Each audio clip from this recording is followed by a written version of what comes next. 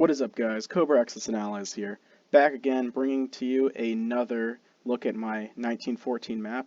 Now, this is video 2 of my overview of the map, and now, as I did say, like that we were going to be going through kind of across the map, I decided that we are going to be looking at Asia today because Asia, even though you can see here Europe is complete in its entirety. Um, like this is a version from about a week ago, and so right now I'm reworking most of this area you can see here, Europe and Africa. So hopefully in a few more days I'll be able to show you guys that and the changes I've made to it. So today we are just going to be looking at Asia, which is I'm pretty happy with, although again still a work in progress. So if you guys see anything that you might like or think might be interesting for me to take a look at and maybe add, I would definitely suggest um, putting it out there. So I guess first up, I guess I can show you guys these. Disregard this Balkans area because a few little map changes will happen over here. But I guess these ones kind of show off right now. As you can see, just pretty much just a blow-up box of European regions that could get a little heavy when it comes to units just everywhere, especially on the Western Front here. And when you consider that this map would probably be best played maybe in a 3 foot or 4 foot wide um, printout, uh, these boxes, I mean, like they probably end up, you know, if you look at them, like if you were to take this box and stretch it down the whole entire way, this box would be pretty much about 1 foot across here ish, a little less than that, but you'll be able to fit, you know, every unit that you'll need to on the Western Front here, and same over here with the um, the Adriatic coast. Yeah. So I guess first up, the Pacific really lets you really shows you the great sea zones that I added to this game, and doing away with the kind of stranger sea zones that kind of went with the original game. Um, and a big shout out to Dirk Hunsler because after watching his Uber map videos, it inspired me to pretty much go back and redo all of these sea zones.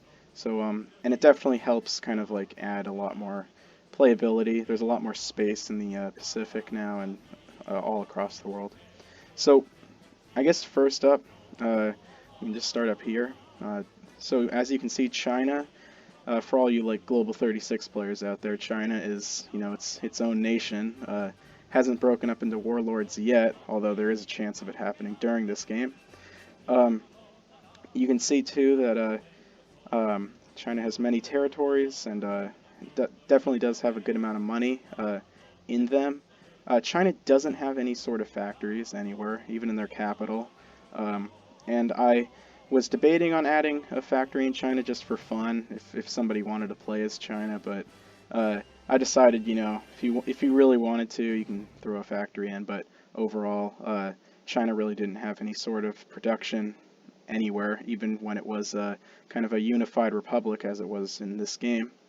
But yeah, up here, you can see Mongolia is definitely kind of crushed and a little bit misshapen, but uh, when I had to contend with having a space for the Russian player to move units through uh, underneath these blow-up boxes, it was alright to squish Mongolia a little bit, in my opinion.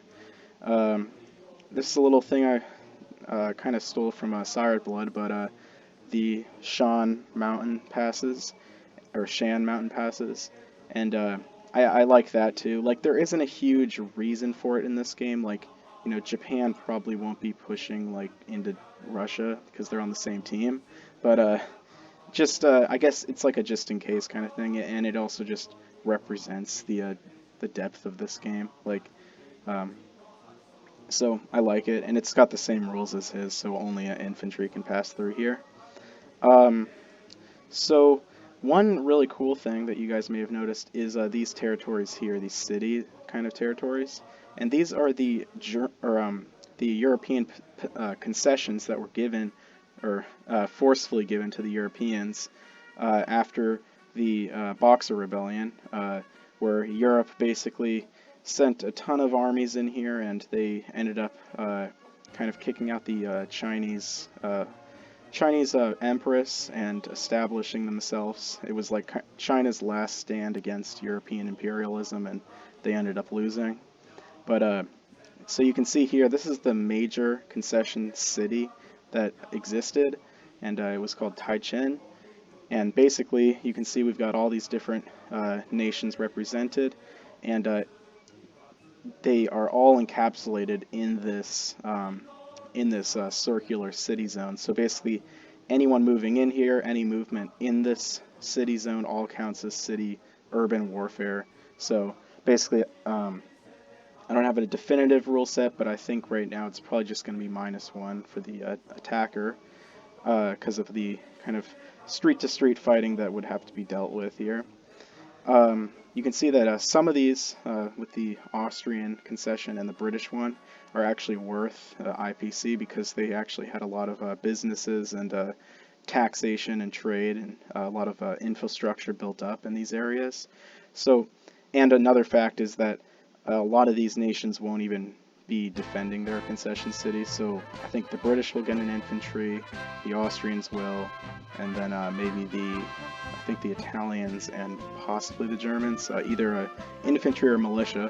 So yeah, there will be, you know, sporadic fighting, and same over here in Hankow, which you can see is deep in the Chinese homeland, and there will be a rule allowing the European nations to use Chinese rail links to kind of go to and fro these locations.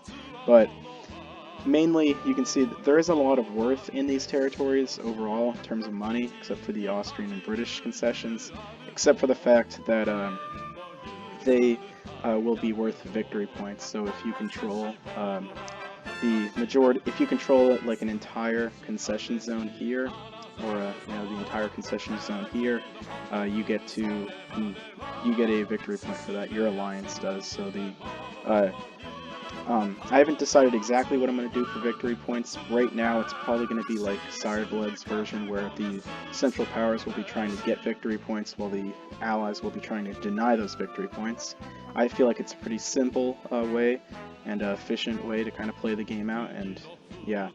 So basically, I guess the Central Powers don't have a huge chance, but they do have a couple territories, and will have the majority of the actual military manpower in the concession cities.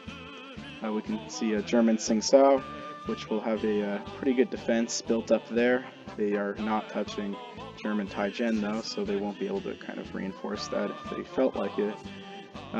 The German Pacific Squadron will be based out of here too, and it took a lot of working to try to get them to, like in my playtest, to get them balanced enough so that they're fun, because, you know, Axis and Allies represents, say like a cruiser would represent like a whole squadron of cruisers. So for Germany to only have one cruiser in the entire Pacific would just, like, I want this game to be more like archaic and fun, kind of just like a game, you know, you can whip out and play with your friends. So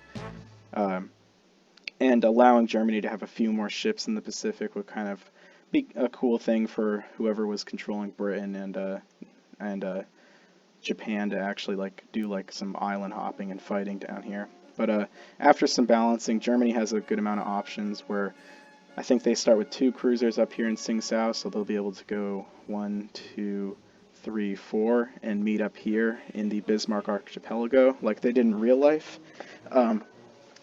And you can also see that the Japanese can send down their fleet if they I think they start with 1 battleship and a few other ships, but with their naval base they can go 1, 2, 3 and also intercept them, which is something I'm trying to decide. I might make it so that they can't reach them in 1 turn, because in real life the Germans were faster than them. The Australian fleet, which is just British in this game, will be able to also fight them. So Germany does have like small amount of options when it comes to their ships. I think overall their Pacific fleet consists of 2 cruisers up here in Tsingtao, a convoy raider or auxiliary ship, which is basically just a really kind of bullet spongy ship. It's almost like a militia. and a few transports just to kind of move units around. And you can see they actually do have some money in these islands too, so that's $5, you know, $6 actually. So it actually is kind of a plus victory points. So overall, it's going to be a pretty good thing for Germany to try to defend these. Maybe build some militia on the islands and possibly even keep the cruiser squadron around to just kind of hit Allied forces. Yeah. So next up, I guess another big rule is you can see there is a lot of these concessions, and you can see down here too, and up here.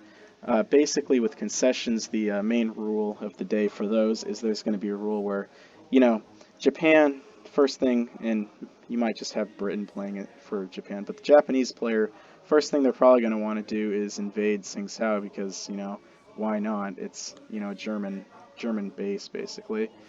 But basically there's going to be a rule, and even up here with these concessions, that anytime a battle happens in a concession city, so if Japan, say, invades Tsingtao, if a German infantry in Hankow invades French Hankow, you roll a d12, and if you get a 12, then China will align to the defending player, basically because even though this was a technical colony, China still basically like owned the land, and especially the land surrounding it. So like, you know, to get to the ports and get through the ports in the cities of Tsingtao, you're traveling on Chinese territory. So basically there's a small chance that China will take that as a threat to their own sovereignty and declare war on the attacker. So you kind of have to buy, you know, does Japan want to risk invading Tsingtao, you know, just instantly, or maybe they just want to blockade it like they did in real life.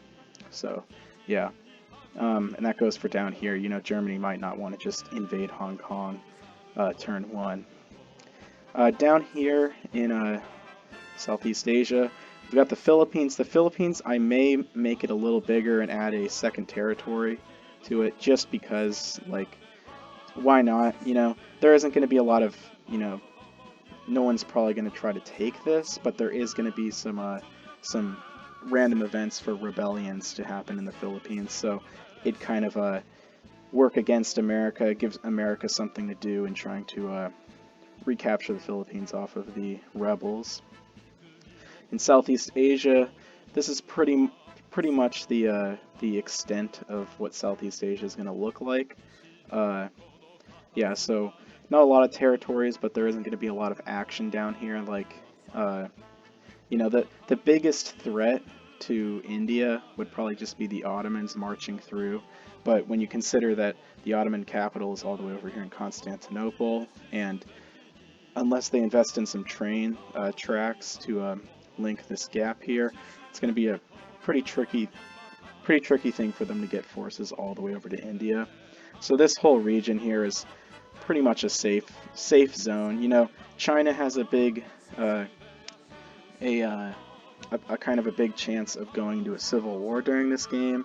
The Central Powers can actually, you know, they've got some naval assets in the Pacific, but overall, Southeast Asia is kind of just this safe haven. But it's there, you know, you never know what's going to happen. So, yeah.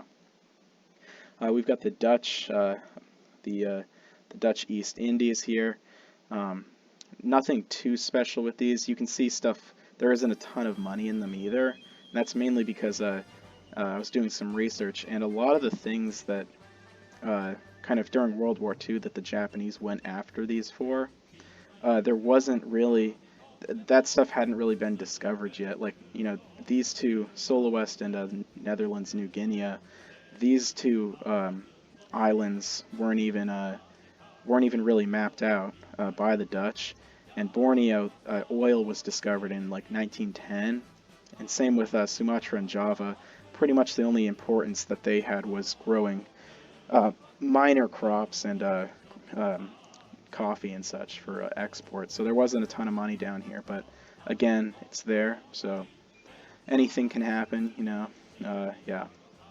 So I guess the Indian Ocean, I gotta say, is a little small for me. Like, I don't want to, you know, expand this or warp this map anymore, because I've changed it a lot, and also the fact that just to get the Indian Ocean to be bigger would mean like stretching the entire map out even more, and you can see it's already a pretty long map.